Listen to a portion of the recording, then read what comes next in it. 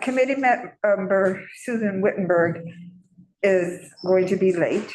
Nope, she's right there. She's here. She's here. Oh, she's on, okay, great, okay. So I think, Katie, we're starting the meeting. So let's I guess let's start with the official.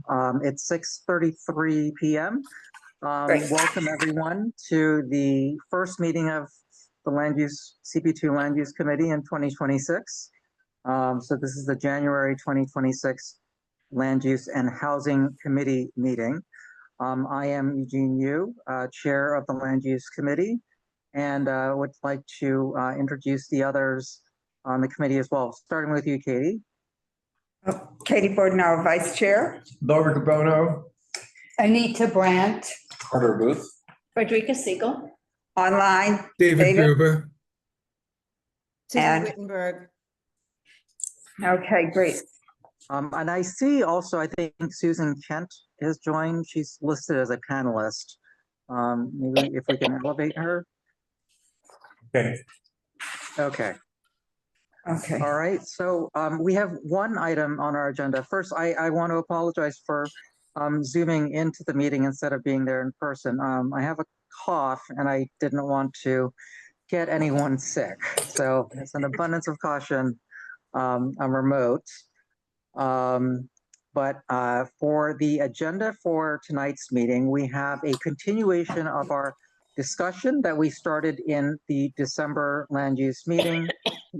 At that meeting, we had discussed a ongoing zoning text challenge that was initiated in our neighborhood. And we would like to continue that discussion at this meeting in order to craft a resolution based on some of the items that we've seen, that we had heard that were of concern to us last month. We have a set of notes that were compiled from the last meeting, and those should be circulated. I think there are copies available. Katie, are there copies in the room? There are copies right here on the table. Okay. All right. And maybe if we can get these shared in the actual meeting. They're in the chat too. They're in the chat. Okay. There's a link. Do you see it, Eugene? Yeah, I see it. Let me see if We I got can. it by email from Mark this afternoon. Yes. So great. All right. So everyone should have it. Just want to make sure we're all covered. Katie, do you want to walk through, I guess, the basics of what we had covered from that last meeting? And then also there are notes that were sent back from George. So we had actually sent a copy of this to George Janes, who presented at the last meeting, in order to see if he had any contributions or corrections for us. And so he did have some comments that he put into the latest version of the notes, which is the version that everyone should be looking at. Great. So numbers 1 through 6 describe things about the building proposed for 5 West 13th Street. And the neighbors, as we've learned in the last few meetings, I think it was in September, the neighbors filed a challenge with the Department of Buildings about the proposed structure. And George Janes, who's well known to us, was retained by those neighbors and filed this challenge. As of today, as of 5 o'clock this afternoon, on the Department of Buildings website, the challenge is marked in objections. So whatever, the buildings department has had this for a while and has not yet completed its analysis of the challenge. George said that in the past, sometimes a challenger would get notification, but that doesn't necessarily, when there was a determination, doesn't necessarily happen. Sorry, that's me. Oh, thanks, Charlie. And but as of now, the Department of Buildings is still evaluating it. In his review and preparation of the challenge, George noticed some things that concerned him, not so much about the details of this proposal, but in general about what was happening on the zoning text that he was using to evaluate the proposal. And he noticed that there were, he had noticed at least 200 changes that were not flagged in any systematic way, nor are they required to be flagged. It's not something that's required, but there were so many changes and they were not flagged or explained or annotated. And one of them was major, and it involved a change to the MIH zoning requirements. And George remembered it differently from what was on the website, went back as he recounted to us to the city council, land use central, and found an original text, compared it to the website text, and realized it was a major problem. And this made George very concerned. And I think in our meeting, we understood that concern and agreed with it. And so we'd agreed that we would talk again tonight. We had originally agreed that we weren't really going to comment on 5 West 13th Street at this time because it's in a process of a challenge. The challenge is there. If there's a change, we can comment. But we did, it was the sense of the meeting that we would want to talk about the larger issue of these changes to the zoning code and the problems. And the community liaison for Harvey, our newly elected city councilor, former state assembly member Harvey Epstein, was at the meeting, and she expressed an interest in working with us to codify protections against this kind of change. So happy she's back tonight. So it's sort of, that's where we left it, and 7 and 8 might be things that we could, on the sheet, that we could craft into a resolution that would push forward our discussion for the last time. Eugene, is anything to add to that? Yeah, I think that's a good overview of where we were in terms of what we had heard and what the committee's thoughts on this were as we left the topic in December. I think the first thing, just to confirm, I wanted to confirm with the committee is our position that we are not going to take a stance on 5 West 13th Street at this time. You know, I think we had agreed it, but I just want to confirm that that's reaffirm that that is the position that everyone agrees with. You know, namely that this is a zoning challenge. We have no specific role in this challenge, so there's no city agency waiting for us to comment on this. In fact, Katie and I don't think it's necessarily appropriate for us to comment on this specific zoning challenge or any zoning challenge as it's in the process of being looked at. Just want to go around the table and make sure that that's kind of. I see Anita's hand is. Yes, I think one of the things that concerns me about that building is it's the first one. And it's so incorrect and based on, I just looked up under Wikipedia and it says here, they're talking about the tower in the park, which is basically what this is. Yeah. And it's goes back to Le Corbusier. So these are old ideas. And now it generally is seen as a failure in urban planning for the many problems it produces in urban sociology, including isolation and segregation from the wider community, inefficient land use, and so on. So this is a very convenient solution for people who have no relationship to the neighborhood, no relationship to the street, no relationship to the type of massing that these neighborhoods have. And they're very lucrative for these luxury apartments, but they offer they also, especially if it doesn't adhere to the code, by all means, we gotta push that one through, because otherwise, what does it mean if you can go ahead and build this kind of building when it's not allowed?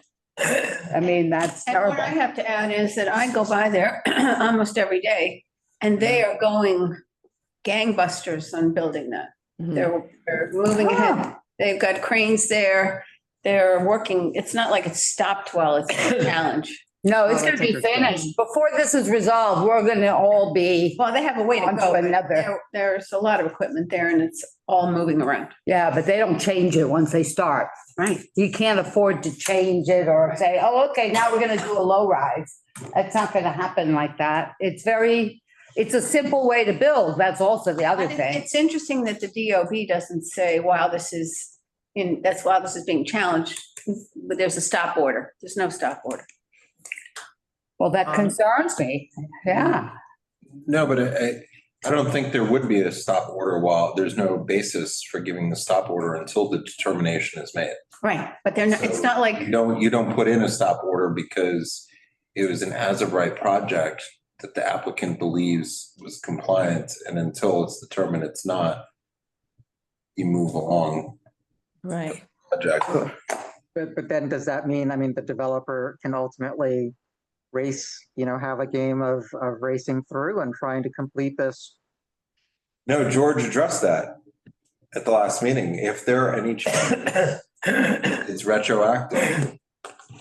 Right, That was but one of Until the that was one of the final- points that he had raised at the last meeting. But very rarely, isn't it very rare that they ask you to tear down what you No, built? that's what the massive big change was in this. Is that Federica, when you're walking by retroactive. the site, I mean, Andrew's comment is they only have permits for the site prep Hold and on just a foundation. second. Carter was in the. I'm sorry. It's okay. Well, you're next. That was one of the fundamental changes in this rewrite, was that it's retroactive to the past. And that was what the building memo that George brought up and shared with us is that there is no grace at all. It's retroactive.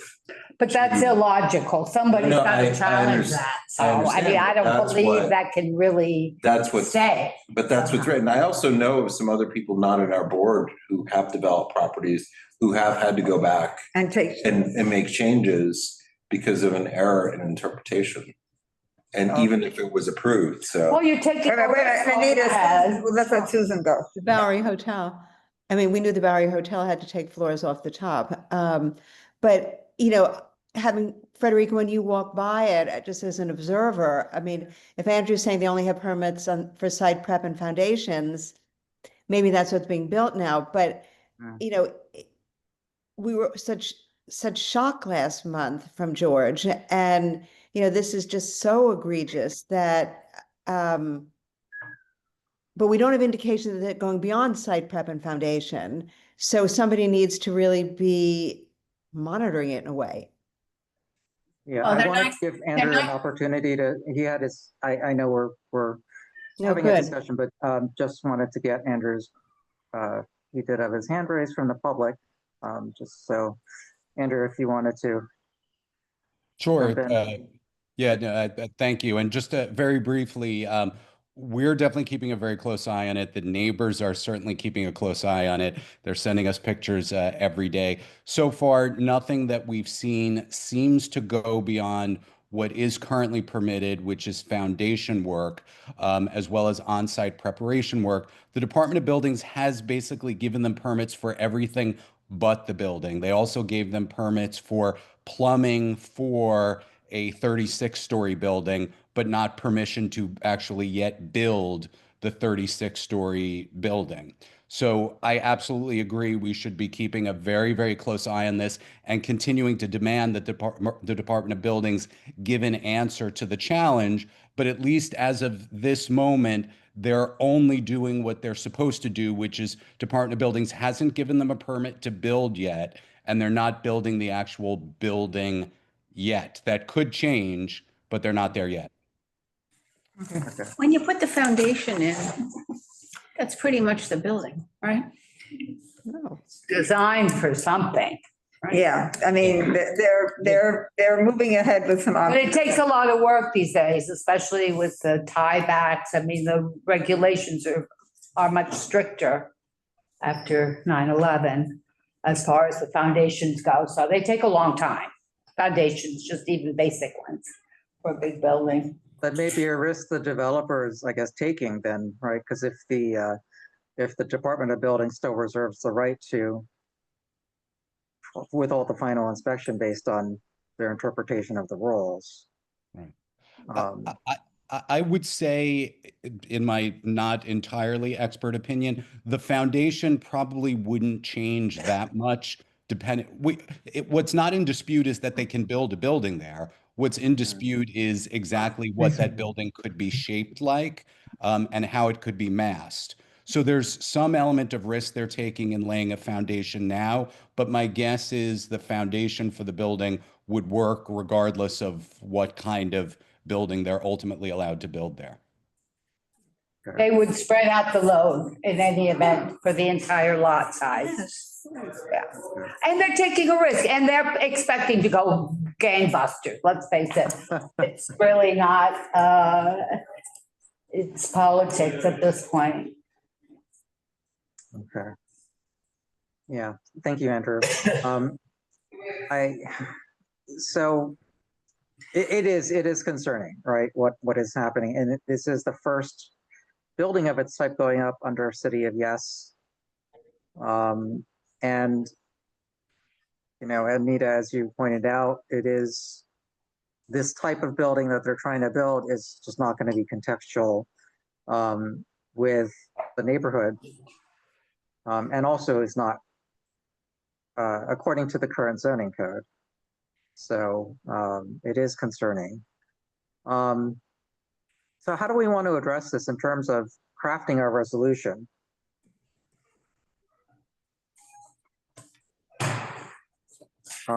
Well, they're two different things. One is sort of this accounting, I call it. And I'm sure people who know more about these things have ideas on how to do that. Basically, we want to know an oversight, and somebody in the know needs to make sure that, you know, big swaths aren't disappearing or added to, or in the worst case scenario, but basically just having oversight, because these are very complex and long documents.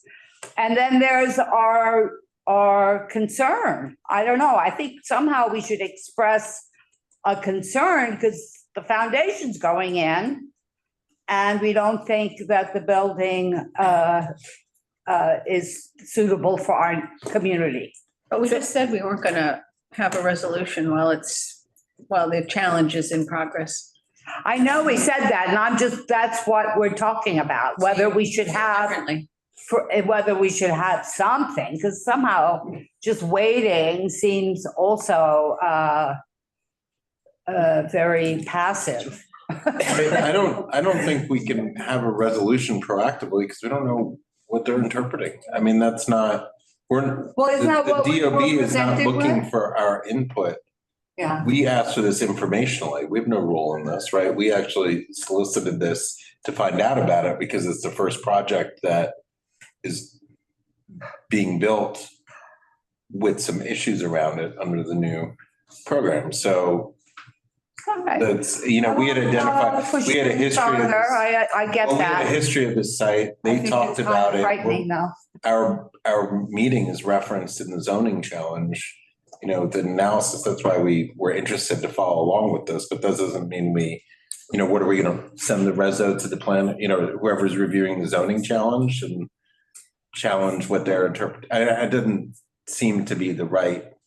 Well, let's wait and see if we could put a little bit into the bigger resolution. This is an example, not, I don't know, I'm thinking back and forth. Wait a minute, I think we have an expert in the room who wants to say something, and then David's next. To the table. Oh, yeah, I've got to come close to the mic, Monica.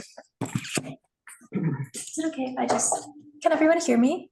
Yes, we can hear you. You could just state your name and then just your comment. It's okay. It's okay.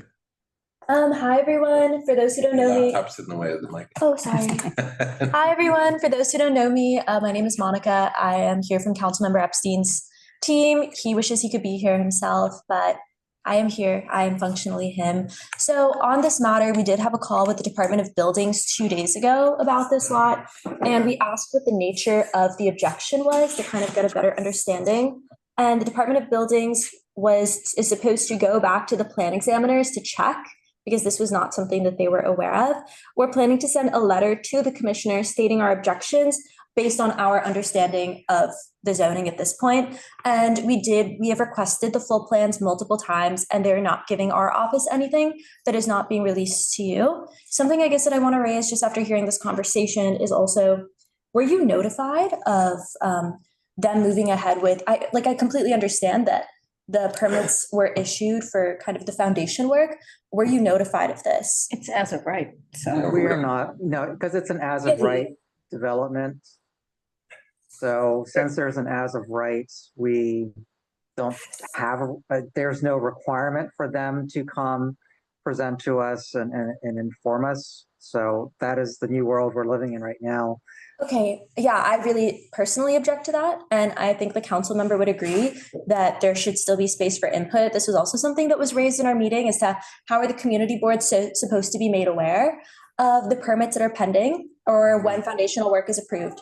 So this is going to be something that we raise in our follow-up. My apologies that I don't have something more comprehensive. This is all that they gave us, but I hope to have a more thorough update next month. Thank you. Thank you. It's very much appreciated. That's a Yeah. good update for us to have. Thank you. I have I a mean, David, question. oh, you have a, for Monica. Yeah, hi. Yeah. I just had a question for Monica. David? Yeah, can I I just speak, had a please? quick- Well, I was to have a question for I guess Monica. not. Oh, I think you're muted. No, he's never. No, I just have a question for Monica before she leaves, which is, does the council member get notified? No. Okay. She said that they didn't notify the No, council. but I was wondering if there's a requirement, because there are some requirement. I think that your offices may be notified of certain things that the board is not notified about. So meaning that we just have different roles. You would Yeah. think. This is also something that was surprising to us. The plans that they gave us were exactly the same as yours. And that's just, so I wish, but no. okay. I'm Oh. happy to answer any other questions while I'm up here.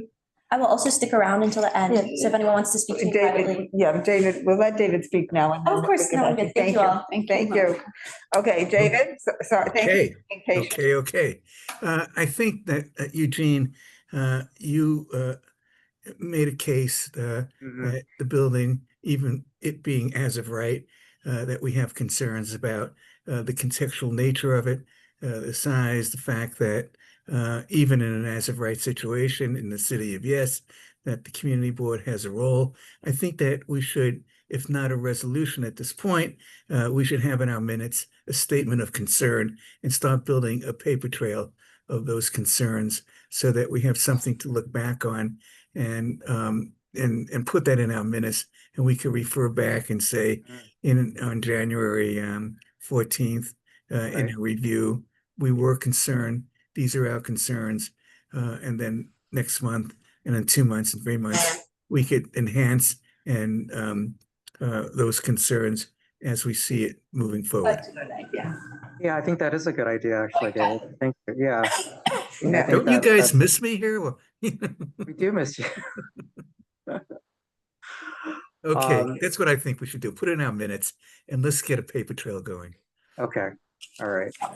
Yeah, I think that's a good idea. I mean, it is already going to be in the whereas section, right? Because it's a rehash of what we heard in December, right? So that is going to be part of our resolution, and it is going to build up to the rationale for, the therefore be it resolved, right? Which is our concerns ultimately that DOB is having changes to the zoning text without any oversight, without explanation, and that it's very difficult for us to ascertain, why some types of changes, what is the line? Typos, we understand typos don't necessarily need to go through necessarily an approval process, but some of the other changes that George James did uncover were quite large. These are legitimate concerns, and please let's Exactly. note it. Yeah. Yeah. So in terms of us, I guess, having this resolution, I think we can say that we have concerns for 5 West 13th. And that can raise issues of the contextual nature of the building. And our hope that it is that the zoning text is being followed, which is our biggest concern. I mean, does that sound acceptable to the committee? Yes. Okay. Any objections to that in the committee? Okay, I took the note. Good. All right. And then, Katie, did you want to, I guess, we had talked about, like, in going back to the meeting notes, sections 7 and 8, the larger, the section titled larger oversight issues, and followed by the section that says recommendations. These two sections to us seem to be the foundation for the therefore be it resolved.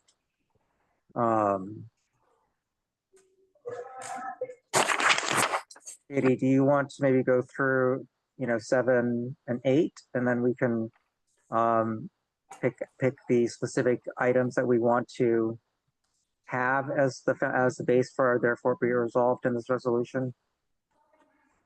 Yes, 8 is sort of a rehash of 7 in many ways. Yeah. That's how notes are. Yeah. But I think we've already mentioned that George found over 200 changes in his review of a limited section, and it's not even all of the changes that might be there. He does not have an issue with copy edit issues, copy edit things, although in 8, we did discuss flagging them, even if it's a copy edit issue, just to make sure that someone knows that change was made on a historical basis. Now, Roman numeral 7B, Roman numeral 2, some of the changes are changes to the substance of the zoning and required DOB to issue a construction advisor to advise all applicants on the changes. So that's pretty serious because people have to know what they're building. And then the one that, as George explained to us, that really set off the alarm bells was the deletion of the text requiring MIH in the R11 and R12 districts. And as you may recall, that sent him to central staff of the city council, central land use staff, and they were the only ones who had the original copy, and they said, oh, yes, it is gone. And that was, red flags everywhere. And also, he did say that he was concerned that there were no reasons for some of the changes. Not the copy edit ones, but some of the changes he felt might have been okay if someone said, it was a misunderstanding or a misreading of something else. Well, they Right, wouldn't there typically. was absolutely no explanation at all, right, for any of the changes. Right. So I think that there's sort of 3 levels. There's the copy edit, which he still wants tracked. Then there's something that's a little bit above copy edit and beyond deleting a major section that maybe was, just a wording problem. Something not too severe, but he still thinks it should be flagged. I don't think that we would expect to see the rationale in the text, but I understand that would be interesting to know. I'd like us to flag the 2 24-foot mechanical floors, which is just gratuitous as a means for making the building taller, not to mention the 16-foot floors. And I hope that we'll reference the lack of affordable housing. Okay. Okay, even if it's just our regret, even if it's not that they had to do it, but that we were comment. well, now we are, so. I mean, why, just out of, that degree. yeah, I mean, it's as of right building. Why are we inserting ourselves into this? And this is gonna be a regular practice because that means anybody can come and suddenly we're gonna get presentations and all these as of right buildings with people who have comments of what's allowed under the regulations, as opposed to, you know, waiting to see what happens here and commenting on the. Well, if we're choosing to write something, we might as well just include everything that, well, maybe that might be in the notes. why Those not? could be in the notes, not the resolution. Well, I mean, it just seems. Well, once you decide that you're going to opine, you might as well opine completely. Whose decision is it to opine? Well, No, but I mean, how do we establish that the board's we want involved? to vote if we wanted to opine? Well, no, I'm just asking, how do we establish that? Because the process begins with a selectivity of who brings what to us. I mean, that's the choice of calendaring the matter. Well, I think we should follow David. It solved it for us. He said, we'll put those in the Well, notes. that's what I mean. That's not in the that's Just notes, yeah. just And notes. it's for And us to that's not a say, position per This se. is it's something a that concern. isn't new. I wrote We've it been up. concerned all along. It's a whereas, right? No, but No, it's- then I think if it's in the Not whereas, even a whereas, then I don't, then what teeth is this thing gonna have? It's a. well, I think that David made a good point, it's just outlining what the conversation was. I mean, that's. Yeah, yeah. Well, let's go to 8 and then we can circle back to anything else we want to do. So 8A, this was something that was discussed and I think we all thought it was fine. Setting up a review system for administrative corrections. A mandated, this is a mandated need. Maintain track changes documents so anyone can see how the changes were made, including, I'm going to add, including copy edit. All changes. Yeah, All including, changes, and they're used to that. They just show a crossed out Yeah, they should. text and then they show it revised, and you can figure out what changed. exactly. You want it to be dated, each version, or Yeah, probably changes should be. Change. I think that, yeah, I think it should be dated. Yeah. Changes are always dated, yeah. That's a good, Stella's actually said something a little different.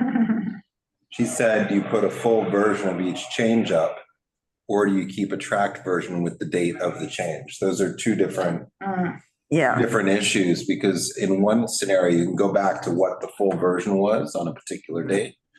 And then the next one, you have to follow along to, With the and change. I'm not with the change, I'm not saying one's better or another, but those are two Usually they different. show the edits, it's usually full track changes.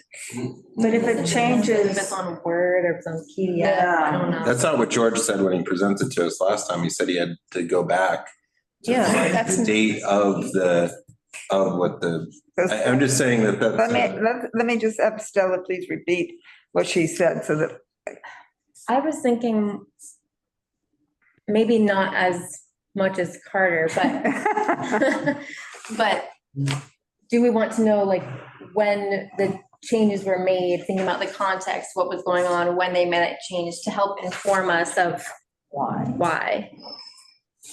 and what are the I think so. I mean, I would think so. I think that George had mentioned, for example, and correct me if I'm wrong, but I thought he had said he could not find specific versions of the zoning text as of a certain date. He just happened to have copies locally on his That's- So laptop. you're saying Yeah, that's what I'm referring to be to. able to look back So- at the original? Right, but I also think that Or they in do that so future. that they're not incorrect copies Mhm. circulating. yes, yeah. So if somebody makes a link to it, for example, I mean, that's because the consequences of picking up the wrong Right. copy.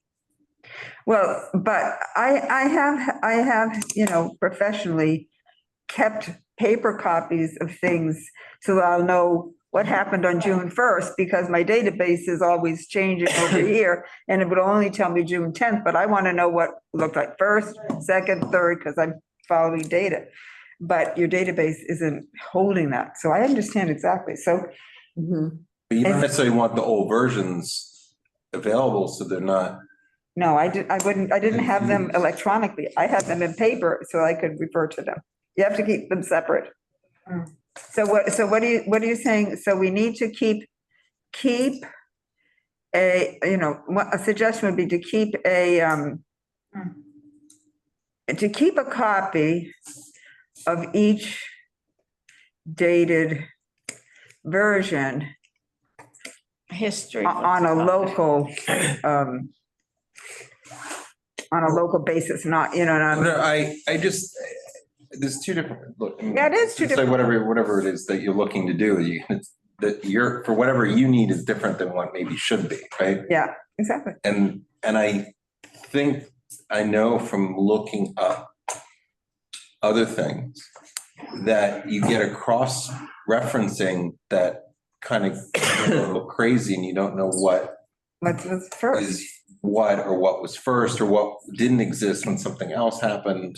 Right? It's hard to go backtrack to understand where an error might have been made, but ultimately everything should be dated. Yep. In an updated version. I don't think it's hard to do an annotated online version of anything these days. No, And that's what's important, right? Just. and yeah, I mean, there've got to be best practices that are not being followed. But I also hear, though, some of the other reasons why somebody might say, look, I don't want an architect to go back and start I know. looking at whatever and not, Not find the correct. not find the correct immediate. Those have to be in some locked, the history has to be No, locked an away from. annotated one it can be the most updated version. It just shows like you Okay. can have it with strike through or whatever, but it can get kind of Yeah, no, confusing. but I think it's a best practice issue that we're not going to solve here, but that we're recommended. And they know how to do it. I mean, this isn't, we deal in big documents all the time that have. And let's just go back to the underlying causes. George was just saying things just changed and you had no idea what changed because there's no notation or reference or any ongoing And list of human the error. changes or whatever it may be. Yeah. I think the specific, the types of things that George was asking were, he wanted to know if the change had happened because of something that happened at city council during negotiations, or was it for a certain type of event? If we had dated versions, it would make that process much simpler, right? Then you could see what the zoning text was as of a certain date. Right now we have nothing, right? They just simply update the document and that is the most current version. Yes. And, this is something, so I'm going to go back to the list. The public must be able to access all communications regarding any changes. If he didn't know where some of these changes came from, he couldn't understand, how MIH dropped out. And this is all for the goal of complete transparency. I'm going to put down goal. And he thinks because of this problem that they should go back and make sure that all the changes that have occurred are properly documented, annotated, dated, whatever, justified. So it's not just going forward. He's concerned about a look back as well. Well, and there's less now than there will be in 6 months. So it's good to start now and catch up. Good point. Okay, so it seems to me, let me just see what I'm hearing. It seems to me that there's going to be a report about what we've heard about 5, but now maybe Andrew put in the chat that they're calling it 11. So maybe we should do 5/11 West 13th Street to keep all of the different addresses available, talking about keeping changes. West 13th. That there might be a report about what we know about 5/11 West 13th Street. And then these larger oversight issues can go into a resolution. And so that those would be 2 separate things, and we can always make a resolution out of a report later on. Any more discussion on that or direction? think you got it. Okay, I like I like it. Okay. Okay, so, report on 5/11 was 13th, and reso on the macro issues. We probably in the whereas, it'll say that these issues arose out of study of 5/11 West 13th Street, but it's not going to focus on that. Just reference it for everyone's. Okay, And so we'll put this into a Google Doc and circulate it to the committee so that we can have all the comments, and just have the committee sign off on this. Shall we take a vote, an official vote, for this resolution? There's one thing that we could Go ahead. add that could partially support what's being requested. Mhm. And that's if there are any zoning challenges within the first 2 years of new text, that they be expeditiously reviewed in order to create an understanding of what the regulations actually are. And if you remember what George had said, is Right. that the way they work through these sometimes is to sort of stall out and not respond and allow for changes in actual submissions, right? Instead of ruling on them. And what we might pass a resolution and say that if there are any zoning challenges, that they're acted on quickly so that people understand what the interpretation is of the regulations. And I think that's something that is important, right? Because it establishes a yes or no interpretation as opposed to just change it around and make it more gray and then. so are you suggesting a time period? Well, I'm just saying that any zoning challenges within the first couple of years are expeditiously, 3 years? I mean, whatever time period anybody, Yeah, okay. would think, but just that they're reviewed because that's why they're going back to clean up stuff, right? As it's brought to their attention. So if somebody's doing a zoning challenge, like just Yeah, get the ball. I agree with what Carter's saying. I do, because I think what we were hearing from George was that DOB is essentially sweeping these under the carpet, right? By not addressing the zoning challenge directly. What they do is they'll go and fix the zoning text, and then the zoning challenge itself becomes moot. And so he has said that there's been instances where the zoning challenge itself never gets addressed. right. Need to address. Okay. Eugene, there is someone from the public who wants to speak. It's been brought to my attention before we Okay. vote. Stay in the room? Oh, Can I okay, just sit right here and project? Bring your Okay. chair up here. This is the key that you're. Wonderful. Hi. Hi, thanks so much for listening to me. My name's Elias Schultz. I have to say my name right. Elias Schultz. I'm a public interest lawyer. My practice includes tenants' rights. I also live, I've been to a couple of these, but I live in a rent stabilized unit on 14th Street, so quite nearby, 14th and 8th. I speak in opposition of any resolution expressing disapproval of the building. All that introduction was to make the point that this is not a building that I will be moving into, obviously.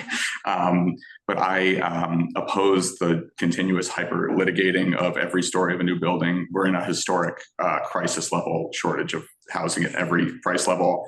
This community board of all community boards is in the bottom, I think 3 of new housing units produced, as I'm sure many people have, as I'm sure you're well aware already. So not a ton of weight being pulled in terms of like contributing to the housing crisis. That demand ends up displacing people elsewhere who can't afford to bid against the wealthy people moving here. I see controlling tall buildings in Manhattan of all places as kind of curious and counterproductive. I also, even though this is a building that I would never even like look at the Street Easy page for, and probably would avoid eye contact with the people who live there, frankly, on the sidewalk.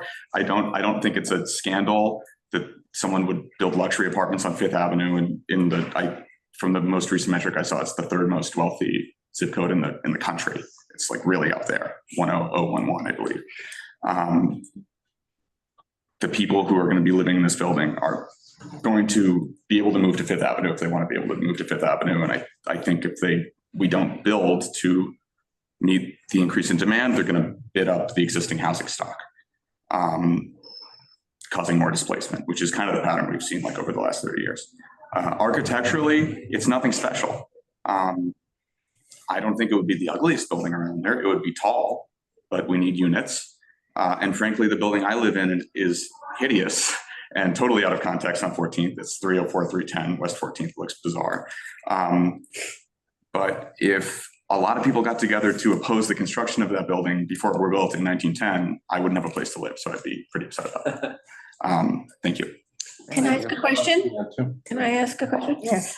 I take your points, but I can't understand why you would be content to see a building that is going to be 30 stories tall, that takes up an entire block, that only produces apartments for 36 apartments, which would 36 probably units. be 36, I said 36 units, that maybe 48 people would live in.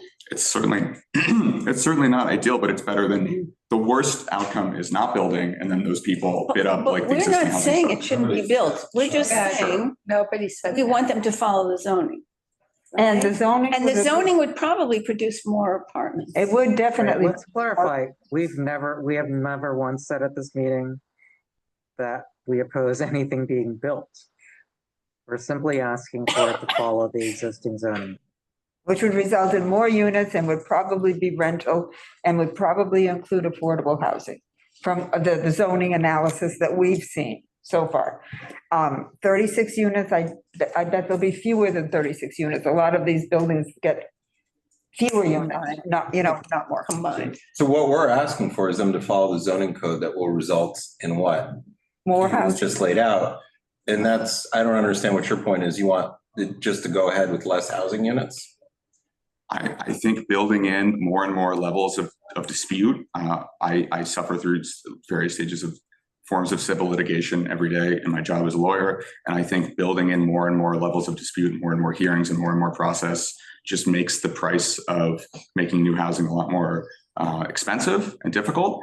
And I think it. But that's not the topic. Could I ask a question, actually? I mean, So this you're is the saying, normal, Eugene, this is just the normal process of contesting anything that's available at any agency when you have a dispute on that. It exists. It's not more. I guess I had a question for the person making the comment is, if we have, basically, are you saying that instead of having any zoning regulations, that developers should just be able to build whatever they want?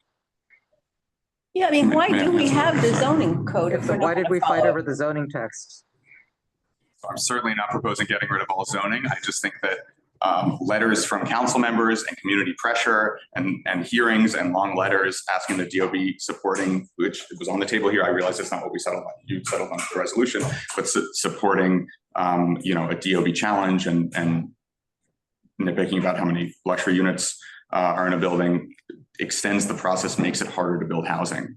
And I think that's a bad incentive. But, I just have to say it's a little disingenuous because you've called us out for a lack of development of units. And the reason is the total number of units is low is because they're all luxury. Yeah. So you got to choose which argument you want to make because we're calling out that argument here and saying there are not enough units being developed. It's I mean, 36 more units. than You know 47. what? But that's not true. You're saying it's build it or don't build it, and that's not the case. Nobody here has said not build. What we've said is build out to the full lot lines, which would not allow for one unit on each floor.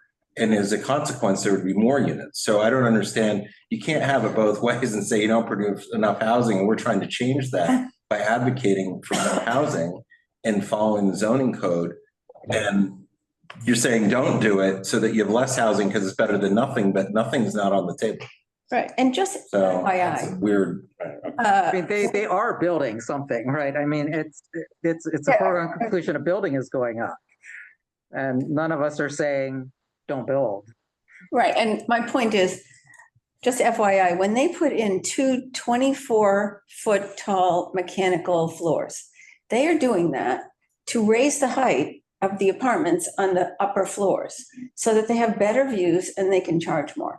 Okay, if they reduce the height of the mechanical floors by half, they could put in 2 more floors of affordable housing and they'd still have 12-foot high ceilings.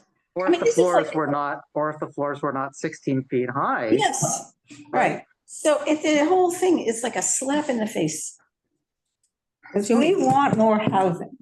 We want more housing, but we want the rules to be followed, and we want more of all housing, not just luxury, which is what we're getting. And we also want something that preserves neighborhoods that are so popular that everybody wants to live here. But you do that and you've destroyed the very character.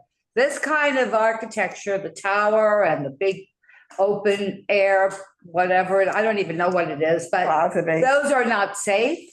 Nobody is monitoring the street. That's part of our security system in a neighborhood such as this, is where you do have a connection to the street. So it has big implications. It's not just, oh, I don't like it because whatever. It changes the character of the street and the neighborhood. And it's not a good, there's no benefit because there's a lot of other ways to solve the problem. A lot of other ways. This does not have to be the only way. So, we want more housing. We're just going to tell you that. We both want the same thing. It's just like you're willing to tolerate like the Wild West. So. Thank you for the comment. Yes, we're happy you're coming. Come more, because we think that you actually agree with us. He's got a position that he wants to get across. We got it. We heard you. We understand. Thank you for listening to and considering. Yeah, anytime. Thanks. I'll come back. All right. Okay, is there anybody else in the public who wants to speak online? Okay, Eugene, I think the committee has said its piece, so I think Okay, Eugene. everyone on the committee has said their piece? Okay, so let's take a vote on the resolution for the record. All in favor of the resolution? Aye. All opposed? Any recusals? Or, okay, Abstentions? abstention, that's the word I was looking I for. knew you were Thank looking you. for it. Okay, so, All right, looks it's unanimous. unanimous. okay, great. Does that mean we're out of here by sending Uh, out? Is there any new business, Eugene? There is one item I wanted to raise as new business. So this is several days ago on Monday, the Landmarks Committee heard a application for, and I want to bring up the number 139 Thompson Street. And my understanding is at that meeting, there was concern that this building, it's a tenement building on Thompson between Prince and Houston, that this may be another case of, what is it here? Demolition by neglect? Demolition by neglect, exactly. Eugene, what was the address again? 139 Thompson Street. And 139 Thompson Street currently has 19 residential units. And of those, someone at the meeting was able, I think Pete Davies was able to look up the Department of Finance records, and 12 of those 19 units are rent stabilized. And so we're looking at the developers claiming that this building is not able to be salvaged, and they would like to tear down the entire building and put up a new one, which only has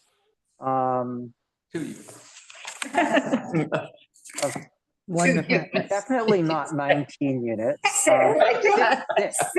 Six. Did you just say Six. six? Really 6? Oh my God.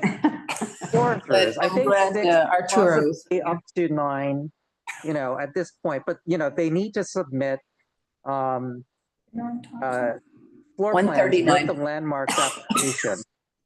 And, at this point, I don't think they need to declare exactly how many units there are, my understanding is the developer was a little evasive on this topic, but it looks like it's between 6 and possibly 9 units at the largest number. But, we're looking at the loss of 12 rent stabilized units. And the argument that this building is not able to be saved is kind of obvious. And this developer has owned this building since 2007. And I want to correct myself. It's not 6 to 9, it's 6 to 7. I believe that was what the developer told the committee. 6 to 7 units are in the new building that they are looking to put up in its place. Andrew, I see you have your hand raised. You have a comment on this? I'm really glad you're bringing it up here. We're extremely concerned about it. This is first of all, there, at least so far, there's been no evidence presented that would indicate that this building is truly not salvageable. Only because it is located in a historic district and is landmarked is there this opportunity to prevent it from being demolished. So this is yet another example of how things like landmarking can help preserve and protect housing, particularly rent stabilized and rent regulated housing. And I think that, the Landmarks Committee really can only look at this from the landmarks perspective. But I think it's great that the Land Use and Housing Committee is taking this up as well. And I would strongly encourage you to make a statement in support of preserving the existing housing there, particularly the rent regulated housing, which would be lost. Thank you, Andrew. I want to point out, this is exactly the type of scenario that we discussed when, Soho NoHo was getting rezoned, right? That the juiciest targets are going to be the ones that have the smallest apartments, Right. and which tend to be the ones that have the most rent stabilized units and tenants, because they tend to be the old tenement stock in our neighborhoods that we're familiar with, right? And so instead of a building that has 4 to 5 units per floor, we're talking about replacing it with a building that is 1 unit per floor. And that obviously is not going to be, we're displacing people that are rent stabilized in our neighborhood. And so where are these 12 families going to go that are, in the rent stabilized, and 19 units altogether are disappearing? So we're looking at a negative addition to, a negative change to the housing stock in the name of development. And like Andrew said, this is one of the few circumstances we have an ability to raise an issue because it came before landmarks. It's in a historic district. But this is the same scenario we talked about several years ago. There's a lot of this type of housing stock as well in Chinatown and the so-called opportunity areas in Soho NoHo on the fringes where the developers have the biggest incentive to replace a smaller building with a much taller unit where they can get much more expensive rents or condos. Just to be clear, though, this is a R72. It's not within. This is right. This is not in an opportunity area. That's correct. Thank you. Was it in the rezoning area? No. No, okay. It also is a way, and probably the only way of getting rid of the affordable housing that they have now is by declaring it unsalvageable, and then they legally can upgrade all the rents. And That's What how would it make works. what makes it unsalvageable? What's the guideline for that here?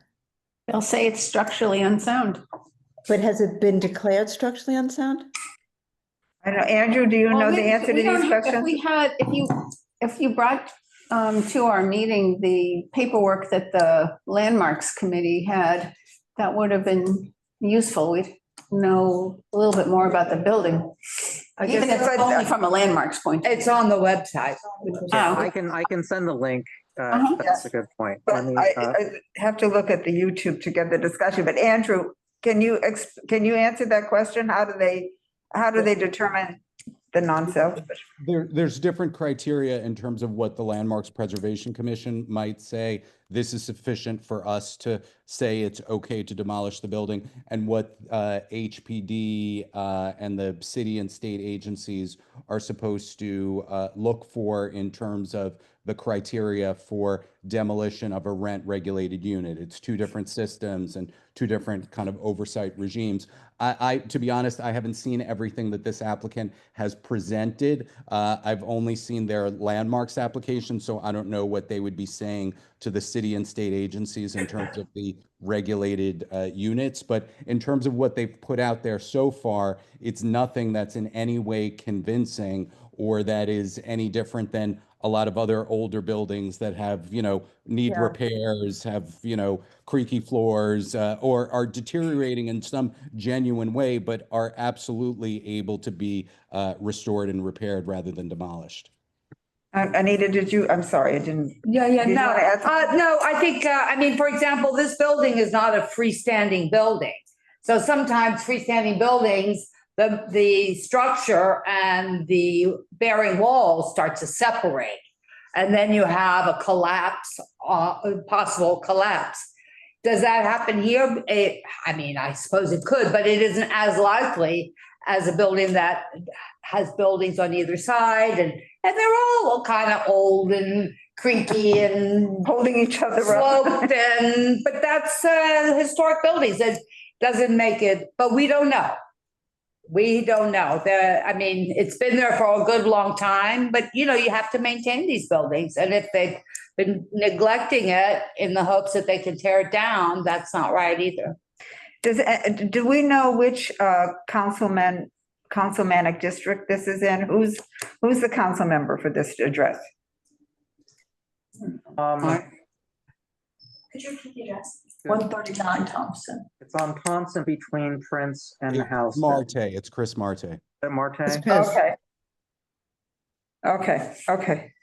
Because obviously we can always talk to And Connor those are about it big too. numbers. Losing a lot of affordable units. That's big. That's just worth fighting for because this has some, meat on it. That's. Right, Yeah. 12 units that are currently regulated. Well, will the replacement building be as of right, or will they wind up coming to us?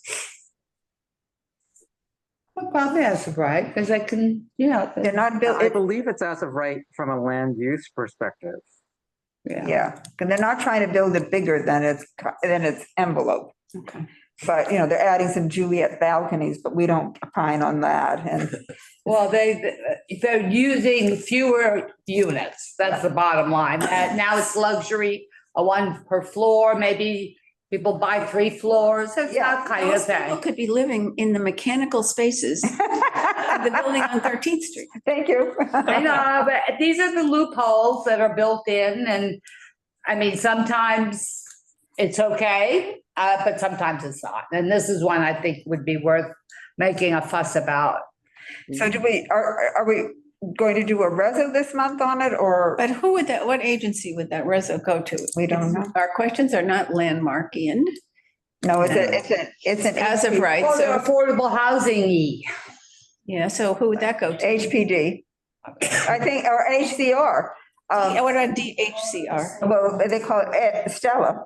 HCR or DHCR. That's who's in charge of Yeah, DHCR, so The not DHCR at the work near me. Is the building owner the same as the building owner to the adjacent property? I don't know. Anybody know? I don't know. I didn't flag that in any of the papers we saw. Which one's Is it apparent from the package One 37, and this is the 139. that they brought to Oh, Landmark? It looks, they're making it look like one building. No, it is. It's a plan. Because this whole thing is scaffold. This is, I Yeah, think it's so it all. must be the Yeah. same owner. I haven't been following the news as carefully in the last couple of weeks, but didn't our mayor just appear before another building with the same thing, where they're not taking care of the building, tenants, the conditions, et cetera? This seems in many respects the same type of issue, just not taking care of your building. It's the Pinnacle Group, And- yes. and- It's Pinnacle. and So. No, I think that- Oh, that this the other one. is kind of very much tying into a lot of the contemporary issues Yeah, that we're dealing with in the city, and it's bringing together a lot of different issues with this. And Can make anything. again, I haven't been following that no, closely to understand, but that's basically It's if not you that stop taking. complicated, unfortunately. I mean, if you stop taking care of your building, and they've owned it for 2 decades at this point, almost. well, the mayor was 2007. Yeah, I The mean. mayor was rebuffed in his effort to stop the sale. But guess what? The New York State Attorney General has stepped in. My point is just, Your point. it's the neglect Yes, of yes. not maintaining. Yep. No, I think it's a very powerful point, Carter. And a lot of these buildings in this particular area, these old tenement buildings, need money. There's no question. I've worked on several that have really been in desperate, dire need, like the wall overhanging the playground on Thompson. That wall was in very poor shape, so we redid that. Oh, yes. You need deep pockets for this stuff, so I don't know what the answer is. Well, so the question, and Eugene, did you, because we just spoke about this for a few minutes, because it just came up at the end of the day. Did you envision a reso tonight, or what do you think? What does everyone think we should do about this? Well, I mean, I hadn't thought that far. We just heard about it today. And, it's concerning enough that, we're seeing the loss of this in our neighborhood. But I did want to bring it up to the committee as new business for us to take a look at. This is going to be mentioned as part of the resolution that Landmarks is putting together for this building, and they are concerned as well about some of the answers that they were getting from this particular developer. And so I'm just sharing that concern with our committee. But I would like to have that discussion about how would we like to respond. David, I see that you. Yeah, I think if the issue is not before us, it's very hard to take a reso. I don't understand who we're sending the reso to if the issue is not before us. As much as I'm sympathetic to it, just structurally, I don't get it. Again, let's put things in our minutes, because eventually it may be coming before us, and then we can refer back to this discussion that we had. But I don't know if this committee or this community board has ever done a reso on an issue that's not legally or formally in front of us. It is before us. The link to the application is in the chat. I'm sorry, what did you say, Carter? Say it again. It is before the board. The link to the application is in the chat. It was So the heard by this application, board. the application Heard by is, this board on Monday. Is the presented to the application is board before, in front of the community board. Yeah, Landmarks. on Landmarks.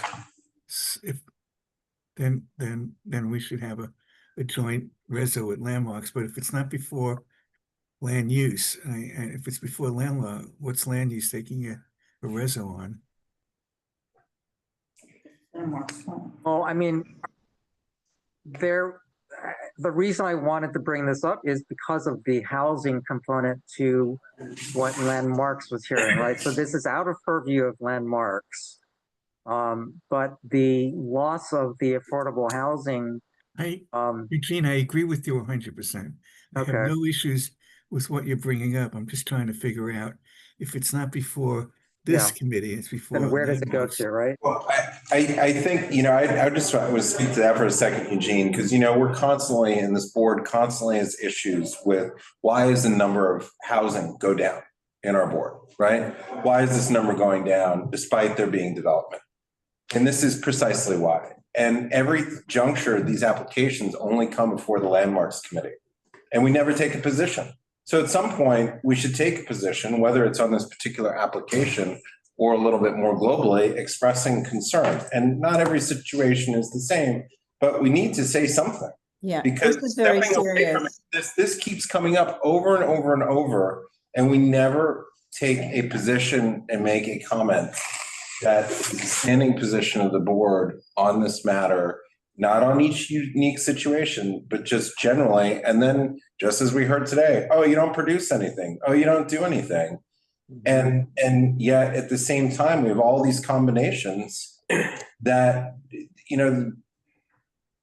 result in nothing, negative numbers. And so, and in this particular case, it's also affordable housing, but at some point, we should have a position, and I'm not saying it is a blanket to every situation, but the board should have some commentary on this never-ending process.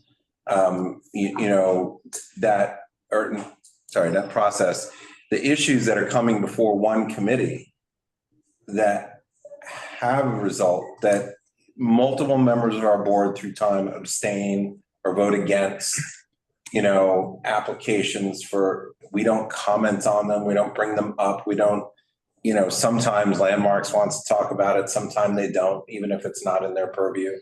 I mean, at some point we have to take the issue on, and this seems like a good scenario to drive that issue forward, not necessarily. Carter, I agree. So, I agree. What you say makes sense, Carter. I agree with you. And maybe we need a joint reso with Landmarks, but we ought to get our 2 cents in, so to speak. I agree with that. I mean, it's just, we need to. It shouldn't be a separate reso from land use, though. I don't see that.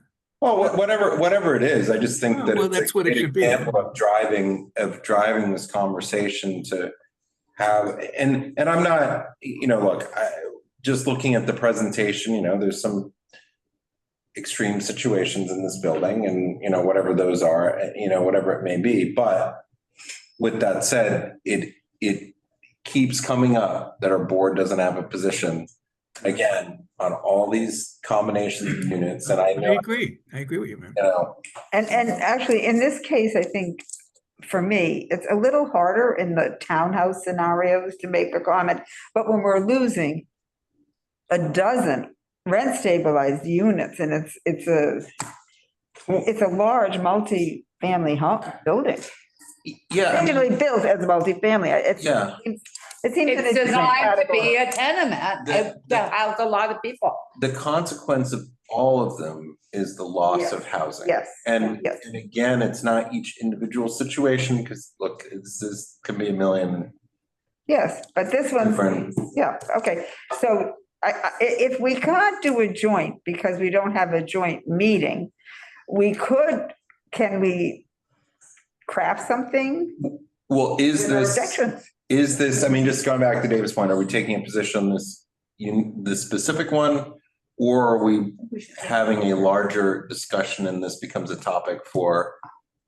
I think both. I think this is the springboard for that. I mean, just tonight we have 13th Street and we have this. I mean, I don't know off the top of my head, but we could count how many buildings are that could fall in this category. I mean, this is exactly what we feared. Actually, we feared it might start in Chinatown, in that area we had identified in this southeast corner. But here we are with it happening on Thompson and between Houston and Prince. So there's a lot of buildings that could fall under this. And if this is the first, we can't let this one slip by. And it may also be, oh, look, you don't take care of your building. Someday you stick around owning it long enough. You get rewarded for not taking care of your building. No, it's like a benefit of negligence. This discussion at all. I'm just trying to figure out how to structurally do it as a community board. Yeah, I hear you, David. So is this a matter of like someone from this committee attending the Landmarks committee? Aren't you on both committees? They're not going to care about that, and they won't. Bo is here. Bo is on both committees, Anita, Eugene. On both committees, yeah. Right, so can't we speak up and say, listen, this has to be. That's not under the purview of. Well, I think that has usually died at committee because it falls out of scope of what Landmarks is really designed to do. I mean, they are there to talk about the aesthetics. And so when we start talking about the use of the building, It really, it becomes, a question. They have the existential question of why are we discussing this at landmarks when it's outside of the purview of that particular I committee? understand that as well, but then there has to be a mechanism for us to be able to opine as a community board. Well, we can always, Yeah, we can always write a letter to a few agencies if we want. Or we can take a position on, well, first of all, the landmarks meeting already occurred. So that's already, it happened this week already. That's number one. Number two, you have this immediate application. And then number three, there's the larger issue.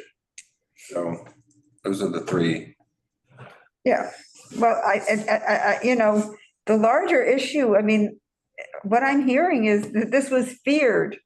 This committee feared that this would happen in our community, not in this particular area, but, this is an example. And we had a position, 5 years ago on it.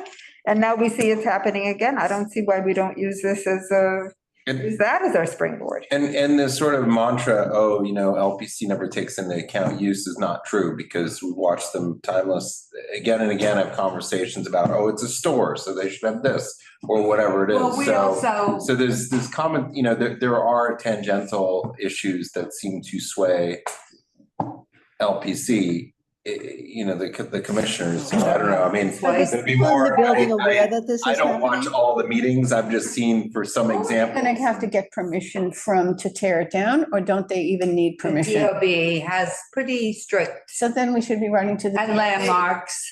And Their own, HCR, and agencies. HCR because of the loss of the, rent regulated units. But Do you everybody think seems do to be the in such people in the a building rush know it's happening? that we can't even stop to think Who's asking whether if this is a good idea or not. This is what concerns me. This is like, we're supposed to be moving without thought or reason or critical thinking, because Well, we don't know what the timetable is, do we? So I'm just Susan's saying, asking if it's the people. this guy is that way. pushing through a new building. He's going ahead. He's Can I ask a got- question? Guys, Wait, do the people in the building know this is happening? I don't know the answer to that. Anything like that, Susan, how would we know? Unless they. Well, if they because show if up they to the- did, I would think that they would be speaking out, coming to us, Yeah. terrified. So I feel like it, They're the last to know, though. Isn't that usually the case? All of a sudden, oh my God. I think some of the units are empty, Probably, yeah. but there's there's still, always some empty units. It's just the oldest trick in the book, is that's how you get out rent control, rent stabilized units. There are not many ways. This one is one of them, and that's what he wants to use. I for one would not like this issue to be resolved, voted on rather, at full board without this committee having it say, I think we're bringing up an important issue. So parliamentarily, can we, in new business or when they present this at full board, can we ask for an addendum letter so that we have some kind of notification on that reso to reflect this discussion? I think that I'm not ready to just let this go by without us opining on it. But that's what we're doing right now. This is new business. This is a new business item. I think David's No, saying I at am full talking about board. it full board, Carter. You're saying that the issue was already voted on and passed landmarks. No, I understand, but there's no reason that we couldn't do a complementary resolution that touches on the other matters and they can be joined. No, I'm asking, how do we do that? How do we make it? Well, we just write a resolution now, and then there's a couple options. They could be two standalones, they could be combined. I mean, they could be set together. There's a lot of different ways to do it, but I just sense that we're kind of making this up as we're going along. I think we're all on the same page. But I just want to get this straight as to how to do it, I don't know if we're making it up as we go along, because everybody can vote to change it. This is its own committee. We can come up, it's an item that's been raised under new business. Well, the so committee you're saying can to add pass it that on to their resolution. reso with new business, is that what you're saying? What's up? Are you saying to add our reso onto their reso and present it at new business at the No, full we should board? No, what I'm saying is that Do our own we thing, are right. doing a standalone resolution, and at the full board meeting, the board or anybody could raise joining them, sending them together, addressing them both to whomever. I mean, there's a lot of options on how it can be done, but I would not at all let procedure stand in the way of taking a position on what's an issue that comes up at almost every single board meeting. Well, you know, you're the procedure guy at CB2, Carter. So, you know, I would like to get it straight. And I think we're all on the same page as to what we want to do. I just want to get it unequivocally straight how to do it. Hey, but why not a letter? Isn't that No, we didn't. vote it. not, no good, not, no? No, we need a reso. Oh, Okay. resolution is stronger. Okay, You And can we're always discussing write it a in cover committee. letter. You can always write a cover letter over a reso, but you can't add a reso to a cover letter. So do we say that the therefore be it resolved is that we oppose the demolition of 139 Thompson Street? And the loss of, Rather than opposing the demolition, can we just be concerned about the loss of rent stabilized units? Yeah, I think and that's- also the concern that And we don't get into the high whether it criteria. deserves to be demolished. We can't really This say is- that, right? okay, But we could say that, you know, that it should be a high degree of, Should be a rigorous By process. bar. yeah, something like Well, that. no, yeah. I mean, we can't determine that, but we can question. High bar, yeah, that's. I would hope that one of the things that we ask for is that this be reviewed Right. by all, you know, as much of. Well, we could say that we want it sent back. That this is not stamped at any low level, you know, this. We could ask that it be sent Sign back off to all the way committee, up. and then we have a joint committee meeting. We could do that. I don't think we need the land. Well, I mean, it's probably scheduled already, yeah. right, on a calendar someplace to. It's not just, LPC calendar. it's the loss of 19 units, including 12 regulated units, because it's, you know, 19 units are being replaced by 6. It's like losing 2/3 of the housing units. Mhm. By the way, how did landmarks come out on this? Regulated or rent Well, rent stabilized? regulated is stabilized and controlled. It's the more general term, so we can, whatever. Needs high bar, overall loss of units. Eugene, what was the committee's vote? So I don't have the text of their resolution, but what Susan told me was, Susan Gammy said that there was obvious concern about the demolition by neglect scenario, which should not be rewarded. And that at committee that there were definite concerns with the responses that they were getting from the applicant. You know, there was a feeling that they were being evasive and that they were not getting the full answer to the questions. But I can get a copy, I can get a copy of the resolution and see what the specific text is. But I don't have that for this meeting. I think it's worthy to comment on, look, people need to take care of their buildings, right? I mean, you Yeah. can't just walk away from It's a stuff. criminal, it And- actually is and- criminal if you neglect the building, it has to be torn down in a landmark district. So Yeah. you can have Well, but I that. mean, just the Susan basic, can, so that the has her, reporting on a better financial outcome Okay. by neglect, which is essentially what the use of the building is, right? That's what, basically what we want to do is to take the issues that we always say are not covered in the landmarks resolutions and provide the full context of those issues. And then something that accompanies this.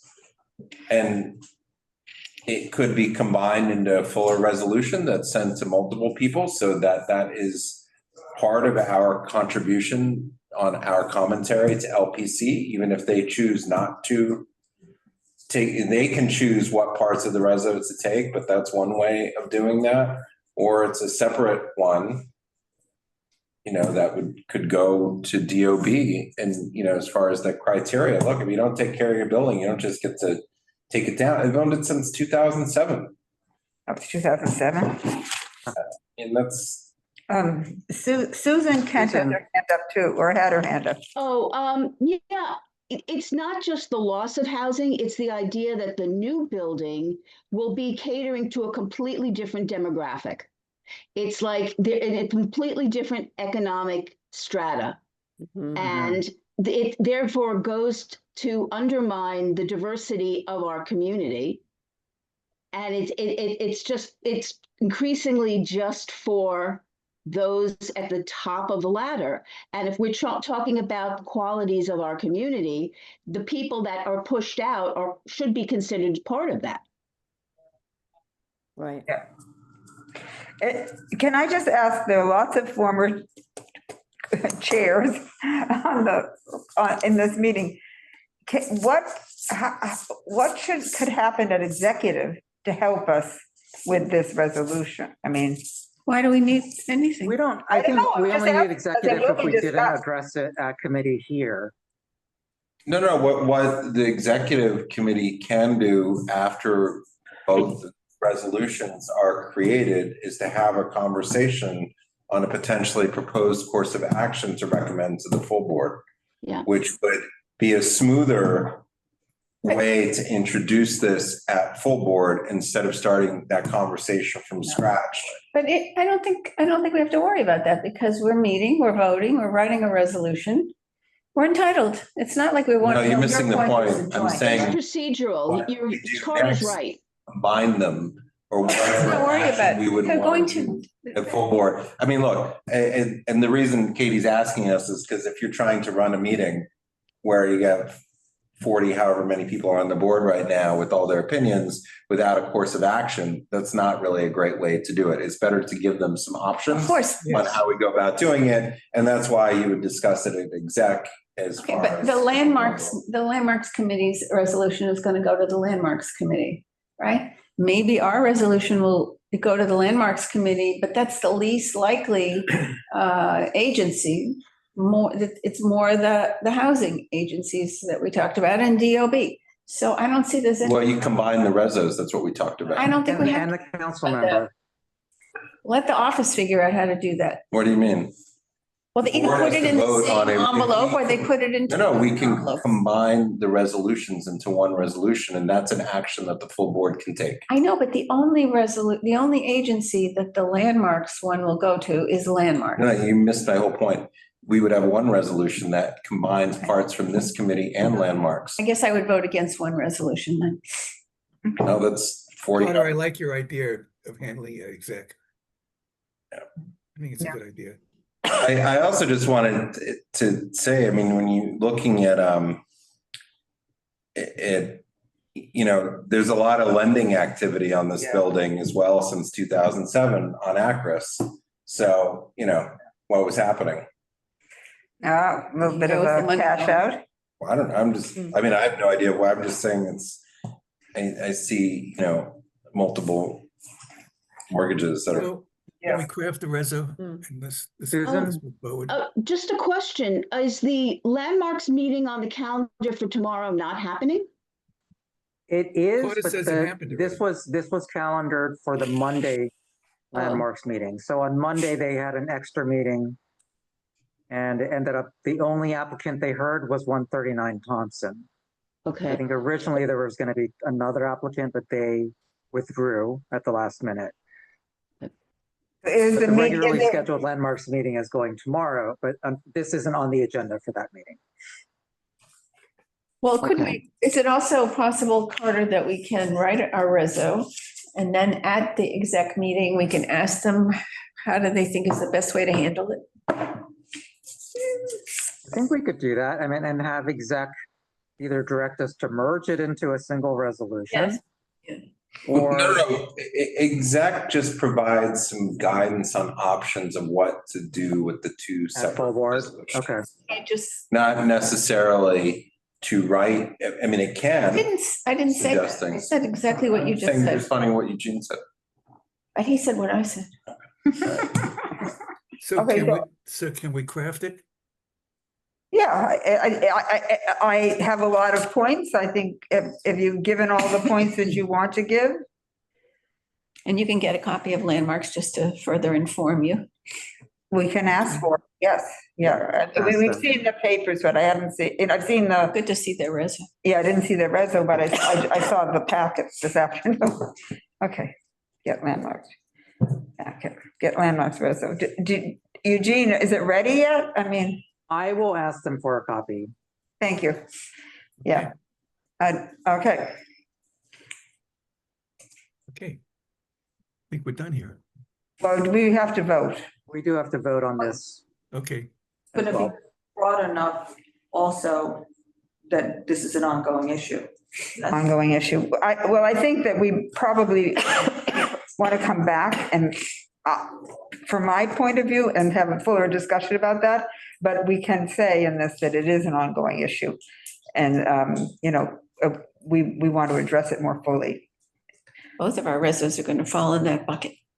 And I think that one of the reasons that we want to pass a broader resolution is just what we heard tonight, is our council members would like to have our support on this issue as they advocate for, whatever matters come before their offices independent. Right. We have a new mayor and we're going to have 2 new council members in this district. So let's lay down our position and let them see who we are, Exactly. Yeah. Okay. Great. Okay, so a vote. All in favor? Aye. Aye. Aye. All opposed? No opposed. No opposed? No recusals? Abstentions? Okay, the motion passes. Okay. Hey, And sorry, I have something else I got to run off, but good meeting tonight. Thank you, Happy New David. Year to everyone. Happy New Year, everyone. Happy New Year. It seems like. And a motion to adjourn? Motion to adjourn? Anyone? Yes. Second? Second. What time is it? 8:04 adjourn. Where's the All map? right, great. A new record. A new record. Thank you, everyone. Very good, thank you. Okay, good night.